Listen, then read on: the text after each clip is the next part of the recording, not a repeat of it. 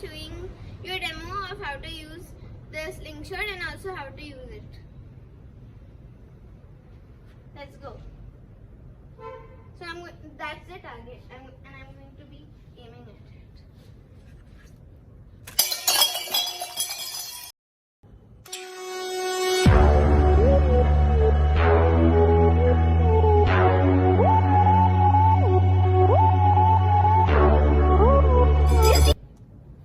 Look, so this is how to use it.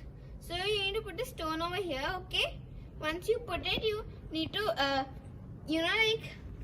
do like this. You just need to put the flap over, and then you need to pull it as high as you can, like this, and then leave it.